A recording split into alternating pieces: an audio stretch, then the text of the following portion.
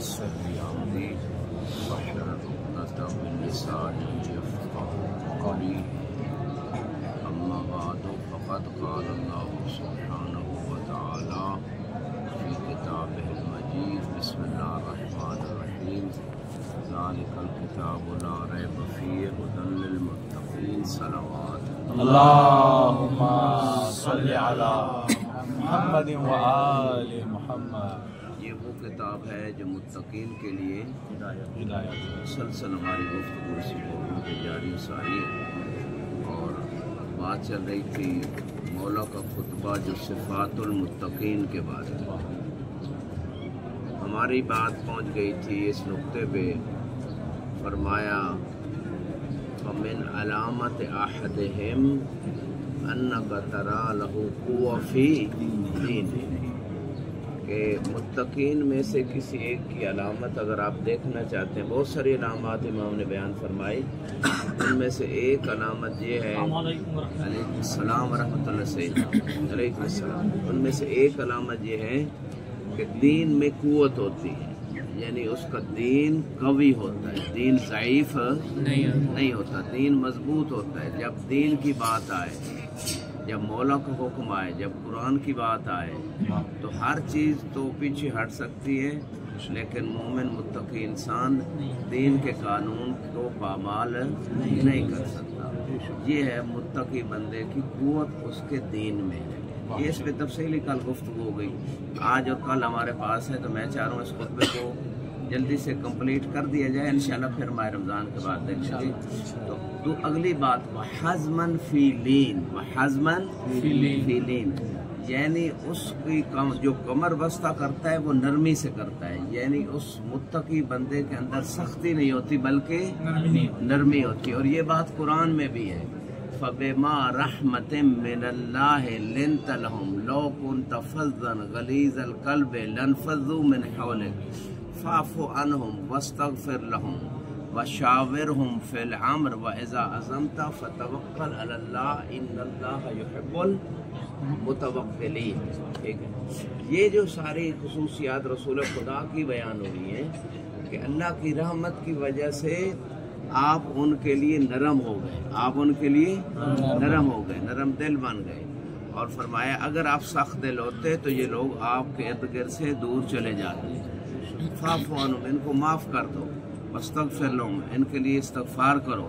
اچھا، یہاں پہ ایک نقطے کی طرف اشارہ ضروری ہے کہ مومنین کے لیے رسول خدا استغفار کرتے اور مومنین کے لیے نرمی کا حکم ہے۔ اچھا، اس میں فوراً ذہن میں کنسیپٹ یہ آتا ہے کہ شاید سب کے لیے ہی نرم ہے، بلکہ قرآن میں بالعکس ہے، استغفرت لہم ام لم تستغفر لہم لن یغفر اللہ لہم۔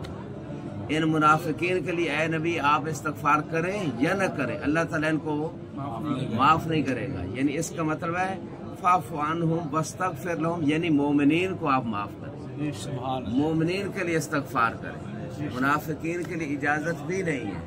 بلکہ ایک اور مقام پر ارشاد ہوتا ہے یا ایھا النبی جاہد الکفار والمنافقین، اے نبی علیہ السلام ورحمۃ اللہ، اے نبی کافروں سے اور منافقین سے کیا کریں؟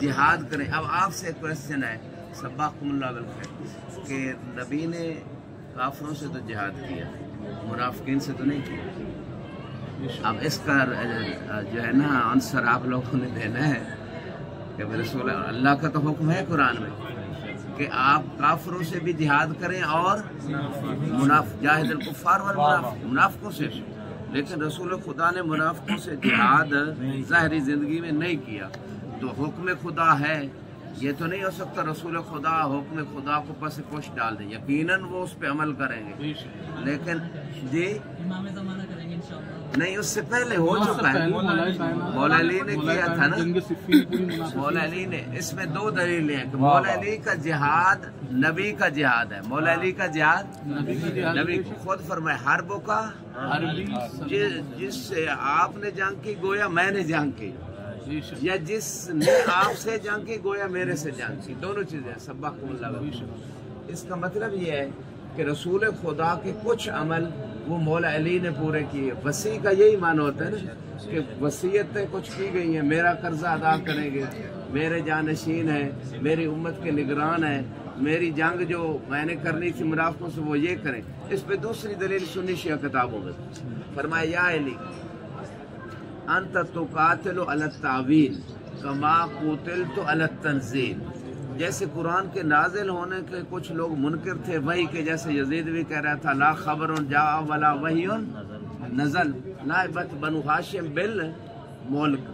بنو ہاشم نے نبوت کے لیے یہ فقط یعنی حکومت کے لیے نبوت کا نعوذ باللہ ڈھونگ رچایا ہے، نہ کوئی خبر آئی نہ کوئی یہ وہ بھی کہہ رہا تھا اور مشرکین بھی یہی کہہ رہے تھے نا کہ بھائی کوئی وحی نہیں ہے، کوئی قرآن نہیں ہے، یہ نبوت کو ہم نہیں مانتے.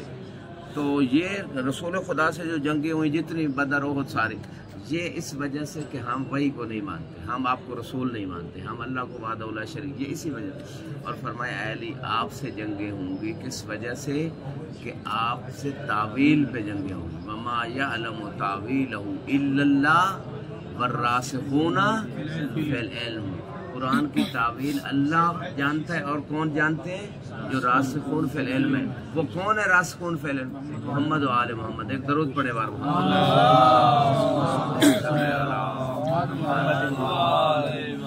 جنہوں نے سحری کھائی ہے وہ سحری کھائے والا درود پڑھے.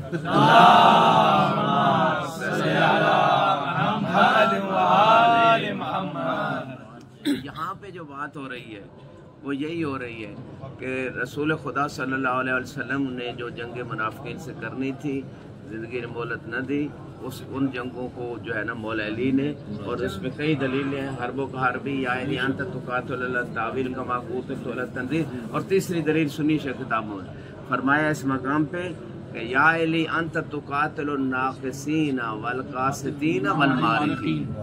کون ہے یہ تین گروہ؟ ناقصین، قاسطین، مارقین. کون ہے؟ اب آپ تھوڑی سی وضاحت. جنہوں نے بیعت کو توڑا. نقص کا معنی توڑنا ہوتا ہے، وہ جمل والے لوگ. جی قاسطین جو ہے معاویہ والے ظالم وقست کا معنی ہے. ہاں اچھا یہاں پہ امام کو حاکم. جی جی. اور تیسرے مارقین یعنی یہ خارجی. تو مارق کا معنی ہوتا ہے نکل جانا، جیسے تیر کمان سے نکل جاتا ہے، اسی طرح یہ لوگ خارجی دین سے نکل گئے، مولا علی کے مقابلے میں آ گئے. یہ بھی رسول خدا کی حدیث ہے. اب یہاں پہ ایک اور چیز ہے، وہ یہ ہے کہ قاسطین کا لفظ استعمال ہے سنی شیعہ کتابوں میں کہ اے علی آپ سے جو ہے نا وہ قاسطین جو ہیں وہ جنگ کریں گے. انت تقاتل، آپ ان سے جنگ کریں گے، دفاعی جنگ. اچھا اب یہاں پہ لفظ قاسطین قرآن میں بھی استعمال ہوا ہے. قاسطین قرآن میں بھی استعمال ہوا ہے، ٹھیک ہے.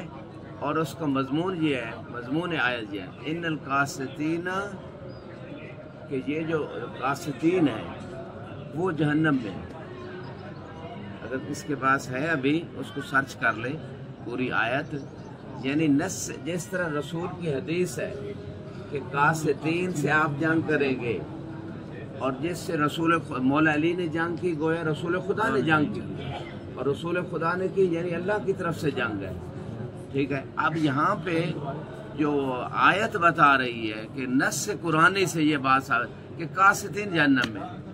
اب کوئی ان کو جتنا بچاتا رہے، ٹھیک ہے نا. یا علی تقتلک فئۃ باغیہ، اے علی عفن، یا عمار تقتلک فئۃ باغیہ. عمار سے کہا تھا کہ تجھے ایک باغی گروہ قتل کرے، ٹھیک ہے نا. انت تدعوہم الی الجنہ وہم یدعوک الی النار، کہ تو انہیں جنت کی طرف بلائے گا اور وہ تجھے جہنم کی طرف بلائیں گے. یہ بھی حدیث ہے، وہ دوسری حدیث بھی، اور یہاں پہ آیت ہے، نہیں نکالی ابھی تک. تو آیت جو ہے وہ بالکل واضح موجود ہے کہ قاسطین جو ہے وہ جہنم میں ہے، ٹھیک ہے. اس آیت کو سرچ کر لیجئے گا پورا، تو بات واضح کلیئر ہو گئی. قرآن سے بھی اور فرمانے رسول خدا سے بھی بات واضح ہو گئی. اللہ کل حال تو بات کہاں پر پہنچی تھی؟ فمن علامت عہدہم حزما فی لین، کہ وہ نرم ہوتے ہیں، ان کی یعنی جو یقین کی کیفیت، ان کی زندگی کا طرز جو ہے وہ نرمی پہ مبنی ہے، سختی نہیں. اور نرمی جو ہے یہ انبیاء کا طریقہ کار ہے.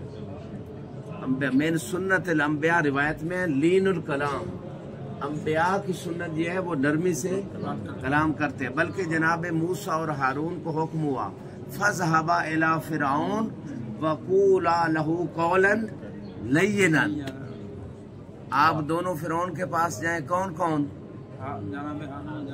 मूसा और हारून अलैहिस्सलाम। और आप दोनों फिरौन से कैसे बात करें? नरमी से बात करें। ये तरीक़ेकार बताया गया। लअल्लहु यतज़क्करु औ यख्शा, शायद कि उसे याद आ जाए कि वो बंदा खुदा का है, वो खुद खुदा नहीं है, या उसके दिल में डर आ जाए। तो ये लीनिल कलाम, ये तबलीग में बड़ा मुहिम नुक्ता है। जब कोई भी बंदा तबलीग कर रहा है, खिताब कर रहा है, मजलिस पढ़ रहा है, कोई भी काम कर रहा है, इस तरह का नसीहत कर रहा है, तो सख्ती नहीं बल्कि लहजे में भी, अल्फाज में भी नरमी से दिलों के अंदर बात दाखिल होती है। सख्ती से दाखिल है, उल्टा असर हो जाता है सख्ती से। हाँ, तो जो भी डांटेगा, ठीक है ना, उसका असर उल्टा होता है। आप जो भी डांटेगा, जो भी मसलन चाहे मुबल्लिग है, खतीब है, कोई भी है, डांट डपट से नहीं। ये अंबिया का तरीका है। इन्नका लअला खुलुकिन अजीम, कि आपका अखलाक है। एक दरूद पढ़े बार।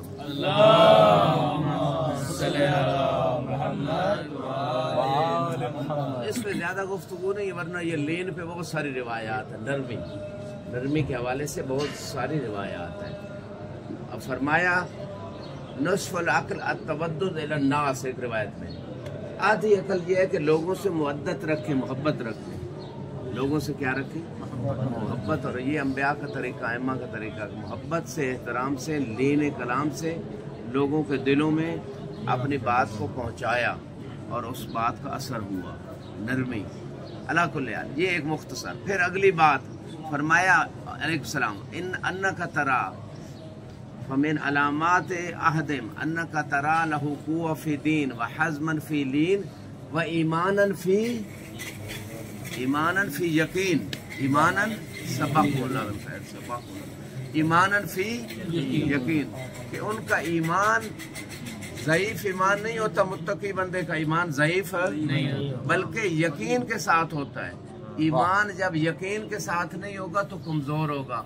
कमजोर होगा तो आखिरी वक्त भी शैतान, जिस बंदे का ईमान दलील से नहीं है, यकीन की मंजिल पे नहीं है, आखिरी वक्त भी शैतान आता है और आके उसे गुमराह कर देता है। आखिरी वक्त भी कुरान में ये बिल्कुल शैतान का वाक़या मौजूद, अगर किसी को याद है, कि शैतान आखिरी वक्त कहेगा उकफुर, अल्लाह का कुफ्र करो, इनकार करो रिसालत का, इमामत का, तो मैं तुझे बचा लूंगा मौत से। तो जिसका ईमान ज़ईफ़ है, दुनिया पसंद करता है, आखिरत पे यकीन नहीं है, दलील से ईमान नहीं है, वो कहेगा चलो जिंदगी तो मिल रही है, ठीक है। तो जब वो कुफ्र कर लेगा तो शैतान कहेगा आना बरी हूँ, मैं तो इससे बरी हूँ। खात्मा बिल कुफ्र हुआ, ईमान पे खात्मा भी ना हुआ, और जो है शैतान भी भाग गया। तो ये जिस बंदे का ईमान मजबूत होगा यकीन की मंजिल पे दलील के साथ, वो बंदा कभी गुमराह, वो कभी सिरात मुस्तकीम से नहीं हटेगा।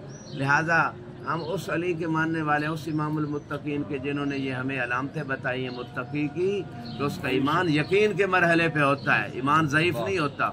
वो इमामुल मुत्तकीन क्या फरमाते हैं, जब सासा बिन सुहान ने पूछा, मौला, बड़ी लंबी हदीस है, मैं एक मक्ता छोटा सा अर्ज करूँ, अंत अफजल आम इब्राहिम, आप अफजल हैं या इब्राहिम अफजल है?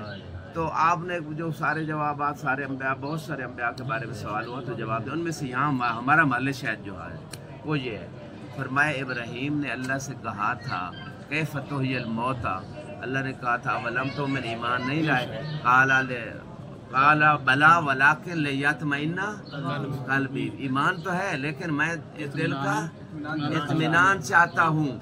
इब्राहीम अलैहिस्सलाम ने अल्लाह से इत्मीनान मांगा था और अपने बारे में फरमाया लो कोशिफ अलियल ग़िता मज़दत तो यकीना, अली ईमान और यकीन के आखिरी मरहले और मर्तबे पे हैं। अगर पर्दे हटा दिए जाएं तो अली के यकीन में जरा बराबर इजाफा नहीं। क्या बात है। एक दरूद पढ़े बार मोहम्मद।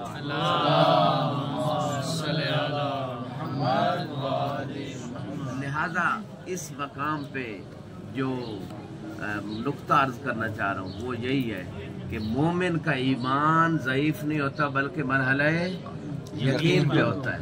और यकीन के कितने मर्तबे हैं? तीन मर्तबे। कौन कौन से मैं बता चुका हूँ इन्हीं दुरूस में। عین الیقین، پہلا مرتبہ ہے علم الیقین، علم الیقین، دوسرا عین الیقین، تیسرا حق الیقین۔ حق الیقین۔ علم الیقین کی مثال کیا ہے؟ دھواں دیکھ کے آگ کا یقین ہو جانا، یہ علم یقین ہے، دور سے دھواں دیکھ آگ کا یقین ہو۔ اور عین الیقین، دیکھ لیا، جا کے آنکھ سے دیکھا، یہ عین الیقین ہے۔ اور حق الیقین، جب اس کی حرارت محسوس کی آگ کی، اس وقت حق الیقین ہو گیا کہ واقعاً یہ آگ ہے، ایسی بات نہیں، یعنی بلند مرتبہ یقین کا۔ تو یقیناً یقین کے روایت میں 10 مرتبے ہیں، یقین کے 9 مرتبے امیر المومنین کے پاس ہیں۔ واہ، یقین کے 9 یعنی 9 حصے، 10 حصوں میں سے 9 حصے علی ابن ابی طالب، ظاہراً اگر روایت اسی طرح میرے ذہن میں آ رہی، فرمایا 10ویں حصے میں بھی علی لوگوں کے ساتھ شریک ہے۔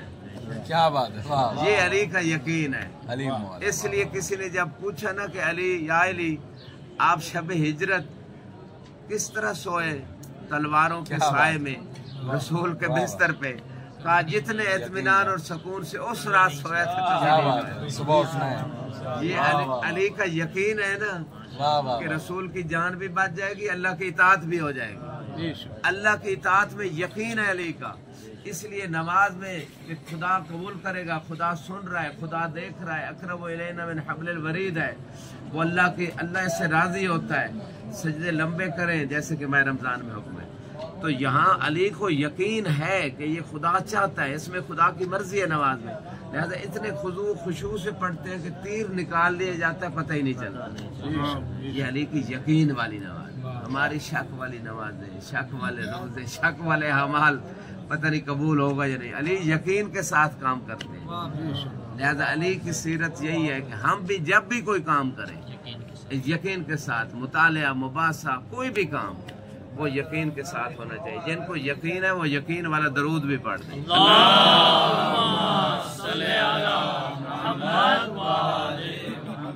اس مہینے کے اعمال میں کثرت درود ہے، یہ کہ نیکیوں کے پلڑے کو وزنی کر دیتا ہے، تو وہ کثرت درود وہی پڑھتے ہیں جن کو یقین ہے کہ ہماری نیکیوں کو پلڑا وزنی ہو جائے گا۔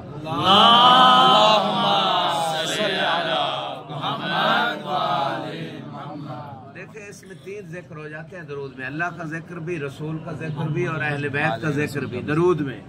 لیکن میں آپ کو ایک ایسا ذکر بھی حدیث رسول کی روشنی میں بتا رہا ہوں کہ ذکر ایک ہے، اجر 3 کا ملے گا۔ کیا بات ہے، واہ واہ، درود بھی تینوں کا ذکر ہوتا ہے، اجر ہے، ثواب ہے، لیکن ایک ذکر خود رسول خدا نے بتایا کہ وہ ایسا ذکر ہے کہ کریں گے ایک ذکر لکھا 3 کا ذکر جائے گا۔ کیا بات ہے، پوری حدیث آپ کے ذہن میں ہے، زینوا مجالسکم بذکر علی علی فإن ذکرہ وذکری ذکر اللہ وذکر اللہ عبادہ۔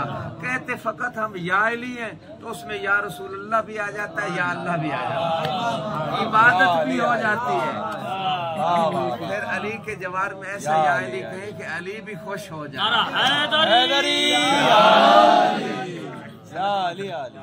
پورا کلمہ مکمل ہو ہاں جی جی بالکل۔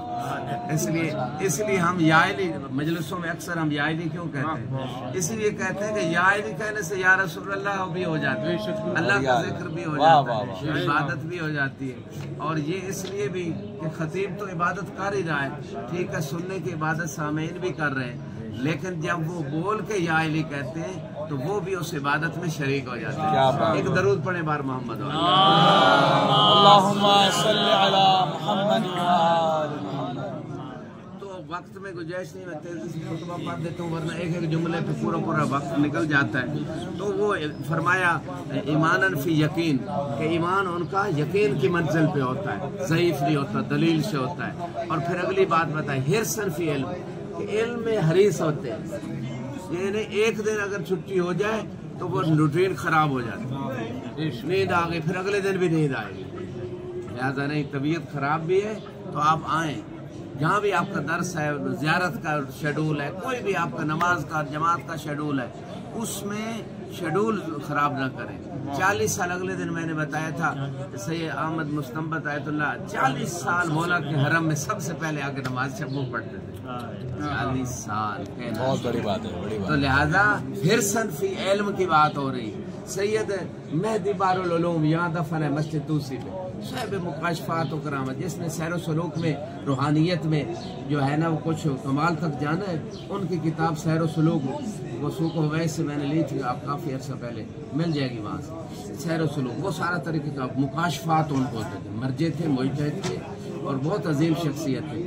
ایک مکاشفہ ہوا، ان کی خواہش تھی سالہ گئے 40 شب بود، تو وہاں جا کے انہوں نے ایک منت، ایک ان کی خواہش تھی کہ مولا حسین کے واقع کربلا کو آنکھوں سے دیکھیں، ان کو مکاشفہ ہوا، اور اس میں یہ ایک مرجع سے میں نے واقعہ سنا تھا، شاید کتاب میں بھی پڑھا ہے کہ انہوں نے کیا کیا کہ جب دیکھا مکاشفہ مولا حسین ابھی جنگ نہیں لڑی لیکن ان کے جسم پہ تیروں کے زخم ہیں، تو جنگ خود نہیں لڑی، شاید وہ جب اٹھانے جاتے تھے زخمیوں کو اس وقت تیر لگے ہوں گے، تو وہ انہوں نے کہا کہ مولا میں بھی آپ کی نصرت میں شہید ہونا چاہتا ہوں۔ امام نے گھوڑا بھی دیا اور کہا بسم اللہ، یہ گھوڑے پہ سوار ہو گئے مکاشفے میں جیسے ہو، تو اس وقت انہوں نے کہا کہ مولائی میں چاہتا ہوں اپنے نانا کی کوئی حدیث ہی سنا دے، گھوڑے پہ جنگ کے لیے تیار ہیں سید مہدی بارالعلوم، تو کہا حدیث سے سنا دے، تو یہاں ملے شاید اس مرجع نے یہ پیش کیا تھا کہ شہادت کے لیے جا رہے ہیں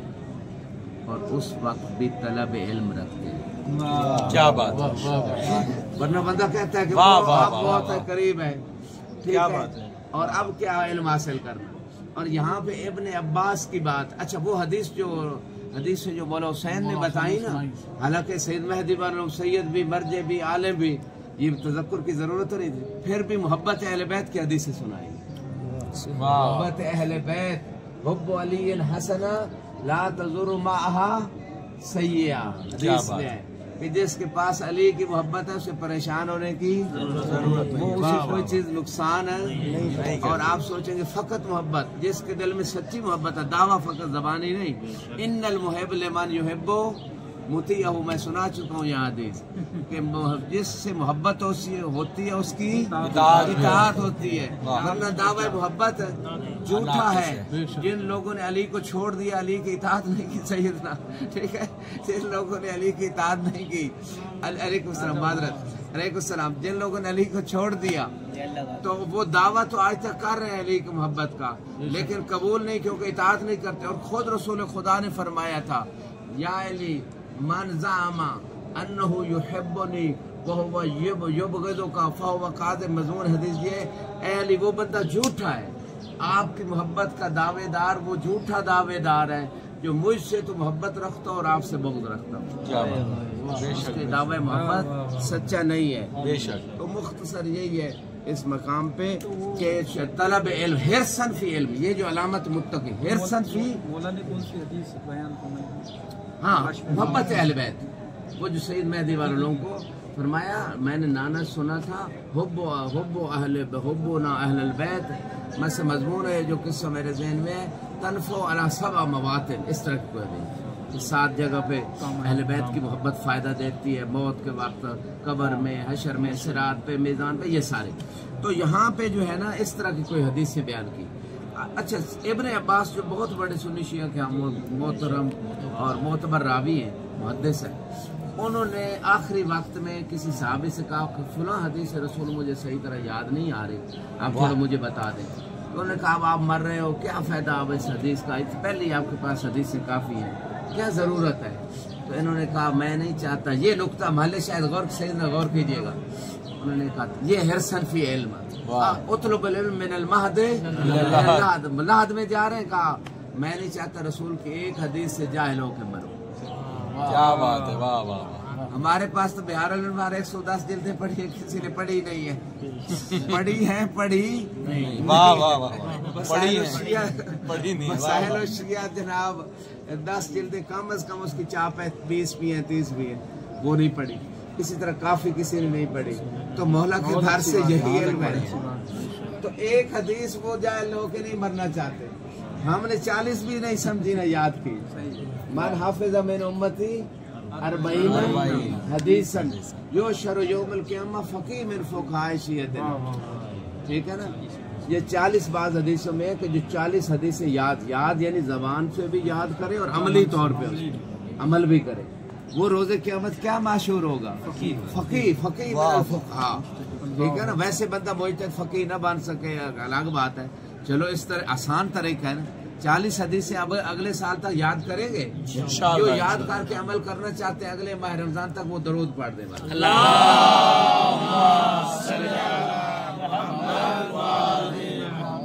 حرصاً فی علم، ہم ہی وہ مذہب اہل بیت کے ماننے والے ہیں کہ ہمیں حکم دیا گیا ہے کہ ماں کی گود سے بھی جاہلی سیکھو، قبر میں جاتے ہوئے بھی جاہلی کرو. قبر میں بھی تو یہی 12 اللہ کی توحید، رسول کی رسالت اور 12 احمد کی امامت کا یہی اعلان کرا ہے. قبر میں بھی ہم ہی علم حاصل کرتے ہیں نا دوبارہ بے شک تذکرے کے طور پہ. اور ماں کی گود میں آتے ہوئے بھی جو ہے نا اذان دائیں جو ہے نا کان میں اذان اور بائیں میں اقامت. علم پوری زندگی حاصل کرنا ہے. حرصاً فی علم، علماً فی حلم. علم ہے تو ساتھ کیا ہونا چاہیے؟ علم. اگر علم ہے لیکن ذاتی یعنی مسئلہ بن جائے تو غصہ، غضب، باف نہیں کرتا، قزم غیظ نہیں کرتا، حلم نہیں کرتا، اس علم کا پھر ثمرہ نہیں. علم تحمل سکھاتا ہے، صبر سکھاتا ہے، روز خدا کے اوپر ایمان اور اجر روز قیامت لینا ہے، خدا کی طاعت سکھاتا ہے علم. اگر علم کے ساتھ حلم نہیں ہے، قزم غیظ نہیں ہے، تو پھر انسان جو ہے گویا اپنی ذات کے بت کو پوج رہا ہے. اس علم کا کوئی فائدہ نہیں. روایت میں علم بدون العمل کا ثمرہ بلا کا شجرہ بلا ثمرہ. علم تو ہے لیکن عمل تو وہ ایسے ہی علم ہے جیسے درخت ہے اور پھل نہیں. درخت پھل کے بغیر کوئی فائدہ ہے؟ اسی طرح جی نہیں وہ اصل نتیجہ ٹھیک ہے نا. اصل مقصد جو یہ فائدہ ہے، کوئی نہیں فائدہ ہے. مقصد مثلا آپ کربلا جائیں راستے میں کھانے تو کھاتے جائیں لیکن مولا کی زیارت نصیب ہی نہ ہو، وہ اصل مقصد تو ضائع ہوگا. ناریل کا ٹھیک ہے نا، کھجور کا اور ناریل کا درخت جو پھل دیتا ہے واقعی اگر یہ پھل نہ دے یہ آواز میں لگاتا نا کسی جس کو پھل نہیں دے تو اسے افسوس ہوتا ہے کہ اس کو پھل نہیں اتنی کاشتکاری کوئی کرے اور اس کے بعد اگر وہ پھل نہ دے پانی ڈالتے رہے. ایسے بھی ہیں جو پوڑی بنا دیتے ہیں اپنے سائیکل. یعنی جو مقصد تھا وہ حاصل نہ ہو. مقصد حاصل. واہ واہ. فرمایا علماً فی علم وقصداً فی غنا. جب انسان غنی ہو تو اسراف و تبذیر نہ کرے. اقتصاد کسے کہتے ہیں؟ درمیانی راستہ. نہ کنجوسی بخالت کرے. سیدنا درود پڑھے بار محمد و آل محمد. ٹھیک ہے. کال نہ آنے کا یہی نقصان ہوتا ہے. ٹھیک ہے، اگلے دن نیند آنا شروع ہو جاتی اس ٹائم پہ.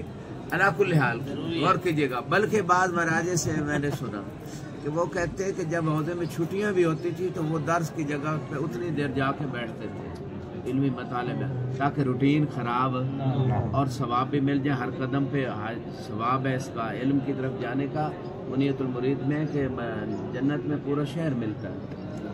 ٹھیک ہے نا، اتنا اجر و ثواب ہے علم لینے کا. علا کل حال تو یہ روٹین کا بھی خراب نہ کریں. نماز شب کی روٹین خراب نہ کریں جتنی مرضی طبیعت خراب ہے. تلاوت قرآن کوئی بھی کام ہے اس کی روٹین نہ خراب ہے. علا کل حال تو یہاں بات ہو رہی تھی قصداً فی غنا. قرآن میں ہے نا ان المبذرین اخوان الشیاطین. فضول خرچی کرنے والے کن کے بھائی ہیں؟ شیاطین کے بھائی. ایک شیطان کے بھائی نہیں، بہت سارے شیطانوں کے بھائی یہ.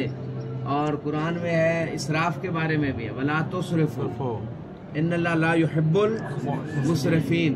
خدا اسراف کرنے والوں کو پسند. اب آپ بتائیں کہ اسراف اور تبذیر میں فرق کیا ہے؟ کلوا واشربوا ولا تسرفوا. اسراف نہ کرو. اسراف اور تبذیر میں کیا فرق ہے؟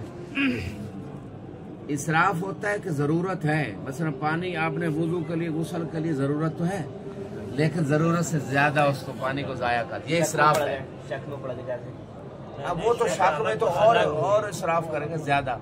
اچھا اسی طرح اسراف یہ ہے کہ 2 روٹی کی ضرورت ہے 3 پکا کے رکھ دی 1 ضائع کر. ہاں اسراف یہ ہے یا ایھا الذین مضمون آئے یہ الذین اسرفوا علی انفسہم ولا تقنطوا من رحمت اللہ. جنہوں نے عبادی الذین اسرفوا علی انفسہم، اے میرے بندوں سے فرما دے جنہوں نے اپنے نفسوں پہ اسراف کیا، یعنی حد سے زیادہ ایک کام کیا، حد سے بڑھ جانا اسراف ہے کسی بھی کام میں۔ مثلا ایک کام، مثلا آپ موبائل پہ بیٹھے ہیں، اس میں آپ کا جو دینی کام تھا 1 گھنٹے کا تھا، آپ 1.5-2 گھنٹہ ضائع کر دیں تو اسراف کیا۔ وقت میں بھی اسراف ہے نا، صرف زندگی میں اسراف۔ تو یہ ساری چیزیں ہیں۔ تبذیر یہ ضرورت ہی نہیں تھی، ٹھیک ہے نا، 1-2 سوٹ کافی ہیں، اس نے 5 سوٹ لے کے رکھے، یہ اسراف ہے۔ مثلا تبذیر یہ ہوگی کہ ایک بندے کو ایک ہی گاڑی کی ضرورت ہے، 3 گاڑیاں رکھی ہوئی لوگوں نے، ٹھیک ہے۔ اسی طرح اور بہت ساری مثالیں۔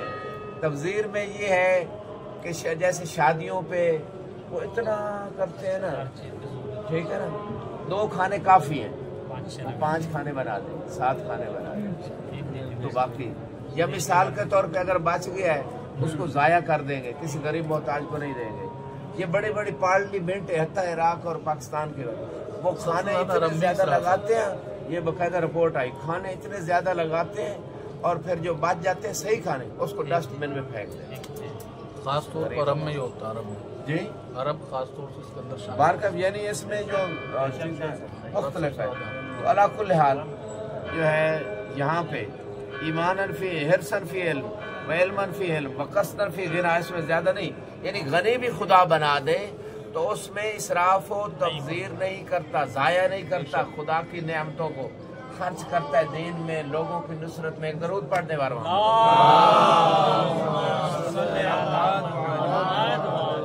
وخشوعاً فی عبادت، عبادت میں خشوع ہوتا ہے۔ اب خشوع کے لیے بعض روایات ہیں کہ نگاہ سجدے گاہ پہ رہے، سجدے والی جگہ پہ۔ جی یہاں کی بات چھوڑ دو تم، ادھر ادھر نہیں دیکھنا، اور یہ بعض لوگ داڑھی سے کھیلتے ہیں، اسے ادھر ادھر خارج کرتے رہتے ہیں، یہ خشوع کے خلاف ہے، ٹھیک ہے۔ اسی طرح یہ ظاہری اور باطنی یہ ہے کہ ذہن بندے کا دل جو ہے نا وہ حاضر رہے ان مطالعے میں جو انسان پڑھ رہا ہے، خدا کی طرف متوجہ رہے، ادھر ادھر خشوع۔ مختصر یہ ہے، قرآن میں ہے قد افلح المؤمنون الذین هم فی صلاتهم خاشعون، وہ مومن کامیاب ہونے والے ہیں جو نماز میں خشوع رکھتے ہیں۔ خشوع جو ہے یہ بہت ضروری ہے، ورنہ نماز وہ قبول نہیں ہوتی۔ بلکہ ایک روایت میں نے سنی تھی بعض علماء سے، وہ کہتے ہیں کہ امام فرماتے ہیں جو بندہ نماز کی حالت میں اس کا ذہن ادھر ادھر چلا جاتا ہے، حب دنیا کی وجہ سے، نفس امارہ کی وجہ سے، طہارت نفس نہ ہونے کی وجہ سے ادھر، شہید ثانی کہتے ہیں کہ تعجب ہے لوگوں پہ ایک نماز بھی خضوع خشوع سے نہیں پڑھ پاتے، اور میں نے ساری زندگی ہی الحمدللہ وہ کہتے ہیں خضوع خشوع سے پڑھی، ایک نماز بھی بغیر خشوع کے نہیں ہوئی۔ یہ شہید ثانی کو بعض مراجع قدیس کہتے تھے، بہت مقدس شخصیت روحانی اعتبار سے۔ تو میں یہ کہنا چاہتا ہوں یہاں پہ جو ہمارے خشوع کی بات ہو رہی تھی، ایک روایت میں معصوم فرماتے ہیں جو بندہ کھڑا خدا کی بارگاہ میں ہے اور ذہن اس کا کہیں اور ہے، انہوں نے کہا اگر کوئی آپ سے بندہ بات کر رہا ہو اور بات آپ سے کر رہا ہو اور اس کا دھیان کہیں اور ہو اور منہ بھی کہیں اور کیا ہو تو کتنی اذیت اور انسلٹ محسوس ہوگی یا نہیں، کہ بندہ یار میرے سے بات کر رہا ہے، منہ اس کا کہیں ہے، دھیان کہیں اور باتیں مجھ سے کر رہے ہیں، یعنی اہمیت نہیں دی، یہ ہے نا، بات پہ غصہ ہو جاتا ہے کہ سلام کیے متوجہ ہو کے جواب نہیں دیا۔ تو اس کا مطلب یہ ہے کہ ہم جب اپنے انسلٹ، اذیت، اہانت قبول نہیں کرتے، جب ہم اللہ سے کلام کر رہے ہوتے ہیں تو پھر کس ائمہ جب کھڑے ہوتے ہیں تو کانپنے لگ جاتے، رنگ چہرے کا زرد ہو جاتا۔ کسی نے چوتھے امام سے پوچھا ابھی وضو آپ کر رہے ہیں تو اتنا آپ کے اوپر کپاہٹ اور چہرے کا رنگ بدل گیا، آپ کو پتہ نہیں کس جبار کی بارگاہ میں جا رہا ہوں۔ معرفت کی بات ہے نا، امام زین العابدین مالک یوم الدین تکرار کرتے کرتے گریا اتنا کرتے تھے نماز میں، اس مالک یوم الدین کی بارگاہ میں۔ تو یہ ان کی نماز ہے، ہم ان کے ماننے میں کچھ کوشش کریں تھوڑی، ٹھیک ہے۔ اور اس میں دیکھو نقطہ ایک یہ کہنا چاہتا ہوں یہاں پہ خشوع فی عبادت میں جو ہے وہ روایت ایک عالم دین سے سنی، میں نے پڑھی بھی ظاہر نہیں کہیں پہ، وہ یہ ہے کہ جو بندہ خضوع خشوع سے نماز نہیں پڑھتا، ایک تو اس کی قبول نہیں ہوتی، جتنا خضوع خشوع اتنا قبول ہوتا ہے. یہ اگلے دن میں نے روایت پیش کی تھی. 5واں حصہ، 4تھا حصہ، تیسرا حصہ، آدھا، جتنا خضوع اتنی، باقی قبول ہی نہیں. غور کیجئے گا بڑی توجہ سے. معصوم فرماتے ہیں اس بندے کو خوف نہیں آتا جس کا دل دھیان کہیں اور ہوتا ہے اور خدا کی بارگاہ میں کھڑا ہوتا ہے. خوف نہیں آتا کہ خدا اس کا چہرہ یقلب وجہہ وجہ الحمار، کہ خدا ظاہری شکل تو انسان والی رہے گی لیکن اس کی روحانی شکل گدھوں والی ہو جائے. یہ گدھا کیوں گدھے سے تشبیہ دی گئی؟ گدھا بے وقوف ہوتا ہے، عقل نہیں ہوتی، اس وجہ سے گدھے سے کہ فلاں گدھا ہے. ٹھیک ہے نا؟ تو یہ گدھا کیوں کہا گیا؟ کہ یہ اتنا بے وقوف ہے، کھڑا اللہ کی بارگاہ میں ہے، باتیں اللہ سے کر رہا ہے، دھیان کہیں اور ہے. یہ معصوم نے فرمایا، یعنی اس کی روحانی مانوی اس کی حقیقت گدھا ہے. وَإِذَا الْوُحُوشُ، جب وحشی جانوروں کو مشہور کیا جائے گا. اس میں بھی حدیث سے ہے کہ وہ انسان ہوں گے. رسول خدا فرماتے ہیں میری امت کے 10 گروہ ہوں گے. کتنے؟ 10 میں سے 9 جانوروں کی شکل میں آئیں گے، ایک جیسے کسی کا عقیدہ عمل ہوگا ویسی شکل میں وہ اٹھایا جائے گا. رسول کی امت، پچھلی امتیں، اچھا کچھ لوگ کریں گے یہ تو نہیں، پچھلے امتیں بنے تھے نا، کوئی ہاتھی بن گیا، کوئی بندر، کون قرادت کوئی بندر بنے ہیں نا. یہاں اس امت پہ رحمت کی وجہ سے عذاب نہیں آیا. وما کان اللہ لیعذبہم وانت فیہم، اللہ اس لیے عذاب نہیں دے رہا کہ آپ ان کے اندر ہیں. رسول کی وجہ سے عذاب امت پہ نہیں آ رہا. بندر نہیں بن رہے، گدھے نہیں بن رہے، لیکن روحانی طور پہ تو بن گئے ہیں نا. جب سے غدیر کو چھوڑا ہے بن گئے ہیں.